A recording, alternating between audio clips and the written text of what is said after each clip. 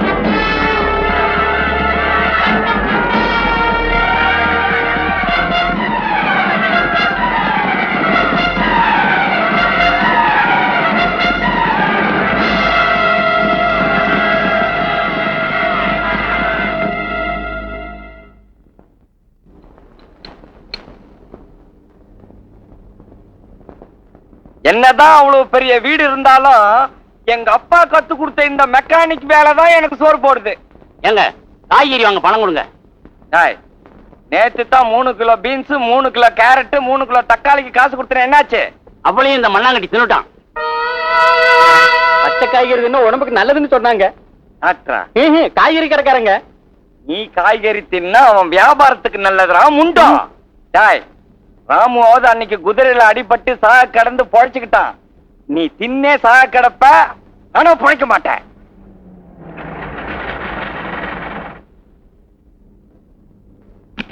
என்னையா, என்ன ப்ராப்ளம்? என்னண்ணே கியர் மாத்தும் போது அடிக்கடி இன்ஜின் ஆஃப் ஆகுது, என்னன்னு பாருங்கண்ணே.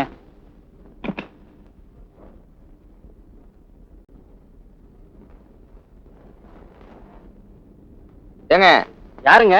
என்ன வேணும்? இல்ல, எங்க முதலாளி வீட்டு வரைக்கும் வந்து கார் ரிப்பேர் பார்க்கணும். மெக்கானிக் யாரு? கொஞ்சம் இருங்க.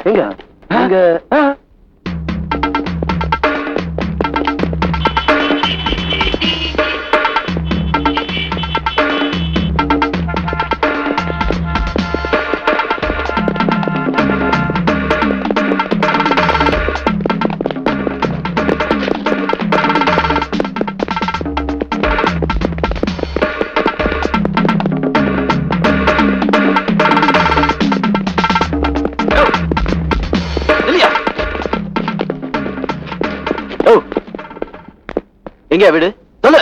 எனக்கு தெரியாது தெரியாது. ஏங்கடா இவனை துரத்தி பிடிச்சி இழுத்துட்டு வரீங்க? சார், இந்த ஆள் மெட்ராஸ்ல லதா வீட்டுல இருந்தவரு. ஊட்டி அட்ரஸ் கேட்டப்போ தெரியாதனாரு, இங்க மாட்டிக்கிட்டாரு. இப்ப கேட்டாலும் சொல்ல மாட்டேங்கிறாரு. சொல்லியா? எனக்கு தெரியவே தெரியாதுங்க. ராமு, அட்ரஸ் தானே, நான் சொல்ல வைக்கிறேன்.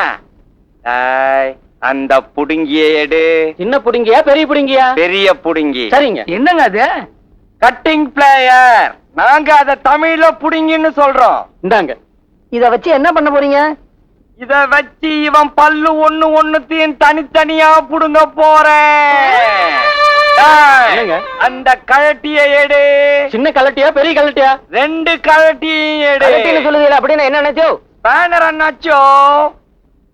இத வச்சு இவன் உடம்புல இருக்கிற ஒவ்வொரு பார்ட்டையும் தனித்தனியா கழட்ட போறேன். எடுத்துட்டு வா. அது முக்கியம்னு தெரியுது இல்ல? ஒழுங்கா அட்ரஸ் சொல்லு. நம்பர் 12 தேரி கிராஸ் ரோடு.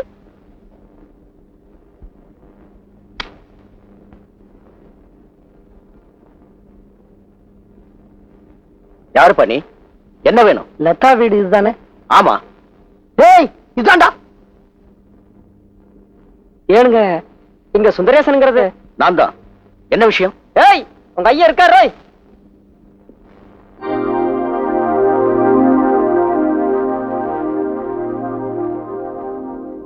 லதாவை கொஞ்சம் கூப்பிடுறீங்களா? நீங்க எல்லாம் யாரு? என்ன விஷயமா வந்திருக்கீங்க? லதா கிட்ட கொஞ்சம் பேசணும்.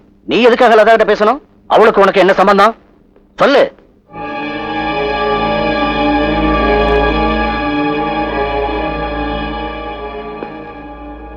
என்ன விஷயம்னு சொல்லாம இருந்தா எப்படி? என்னடா பதில் சொல்லாம நிக்கிற? கேக்குறாருல, சொல்ல. மெட்ராஸ்ல என்ன காதலிச்சு ஏமாத்திட்டு இங்க வந்துருச்சு. Shut up! எவ்வளவு தைரியம் இருந்தா என் முன்னாடியே வந்து இப்படி பேசுவ? காதலிச்சது உண்மைங்கிறதுனாலதான் தைரியமா அதை பத்தி பேச வந்திருக்கேன். நான் தான் அந்த காதல பொய்ன்னு சொல்லிட்டேன்ல, அப்புறம் என்ன? அப்பா, நான் இந்த ஆள் கூட பழகுற மாதிரி நடிச்சு ஏமாத்துறது உண்மைதான். ஆனா ஏன் அப்படி செஞ்சு தெரியுமா? அண்ணனை மிரட்டி அயோக்கியத்தனமா கல்யாணம் பண்ணி வச்சது இந்த ஆள் தான்.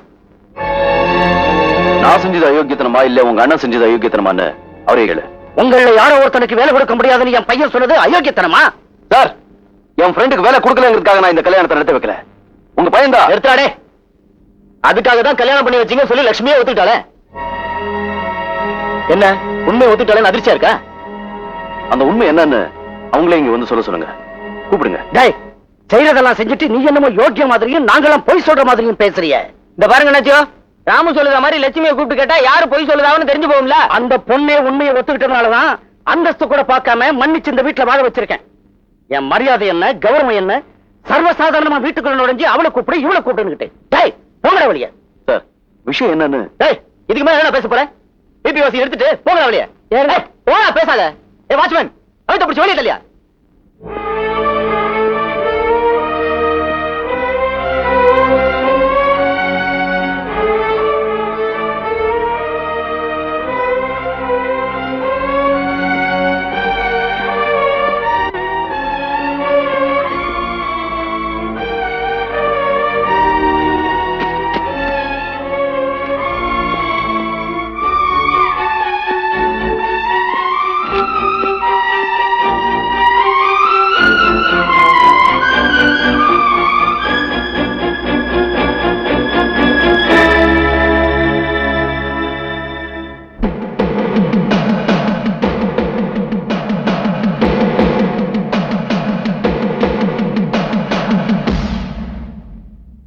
என்ன மாமு, வேற ஊருக்கு வந்திருக்காங்கறத மறந்துட்டு வாலாட்ட ஆரம்பிச்சிட்டீங்க போல இருக்கு.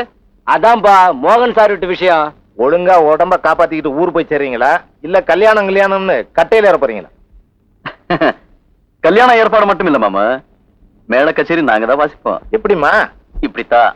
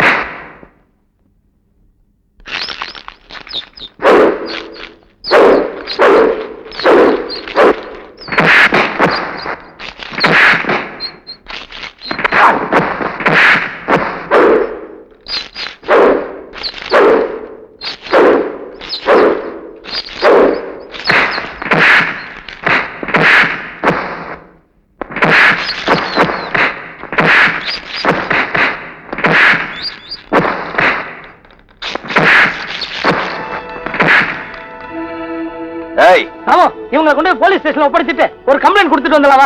வேணாண்டா, போலீஸ் ஸ்டேஷனுக்கு போனா லட்சுமியோட புருஷனை நாமளே கோர்ட்டுக்கு இழுத்த மாதிரி ஆயிரும். அதுக்கோசரம் விட்டுருங்க. ஏய், எந்தடா இந்த மாதிரி விளையாட்டெல்லாம் நம்ம கிட்ட வச்சுக்க வேண்டாம்னு போய் சொல்லு. வா. என்ன போக சொல்லுத? ஏற்கனவே கணேசன் போலீஸ் ஸ்டேஷன் போயிருக்கேன் தெரியுமில. கேஸ் வாபஸ் வாங்கிக்கலாம். வா வாங்கடா. தங்கமணி, இந்த பொம்பளைங்களை நம்ப கூடாதுங்கிறது சரியா போச்சு பாத்தியா? இந்த பசங்க இறக்கப்பட்டு நல்லது செஞ்சா அதுவே பொல்லாப்பு ஆயிடுச்சு. எந்த பொம்பளையாவது தன்னுடைய கல்யாண விஷயத்துல போய் சொல்லுவாளா? சார், என்னயா? லட்சுமி அம்மா ராம் சாரை பார்க்க வந்தாங்க. உடனே வர சொல்லு. வரட்டும். நறுக்கு தெரிச்ச மாதிரி 4 கேள்வி கேட்கிறேன். சார், அவங்க மனசு புண்படுற மாதிரி எதையும் பேசுறாதீங்க. அப்ப நீ மட்டும் புண் பண்ணலாமா? சார், என்ன சார், ப்ளீஸ். சரி விட்டுறேன். வாங்க. இவ்வளவு நேரம் உங்களை பத்தி தான் பேசிக்கிட்டு இருந்தோம் இல்ல ராம? ராமு, நீங்க வீட்டுக்கு வந்து பேசிட்டு போன விவரத்தை வாட்ச்மேன் வந்து சொன்னதுக்கு அப்புறம் தான் தெரிஞ்சுக்கிட்டேன். ஏன் கம்பெனி, நீங்க சொன்ன போய்க்கு சமாதானம் சொல்லி போட்டு போல வந்தீங்களாக்கும்? டேய் சுமாரா, அவர் கோவப்படுறதுலயும் நியாயம் இருக்கு. அந்த பொய்ய உண்மைன்னு நானும் ஒத்துக்கிட்டதுனாலதான் என் கழுத்துல இன்னும் தாலி ஒட்டிக்கிட்டு இருக்கு. என் மௌனத்தினால உங்க வாழ்க்கை பாதிக்கப்பட்டிருக்குன்னு தெரிஞ்ச உடனே என் மனசுக்கு ரொம்ப கஷ்டமா இருந்துச்சு. அதனாலதான் மன்னிப்பு கேட்டு போலான்னு வரேன்.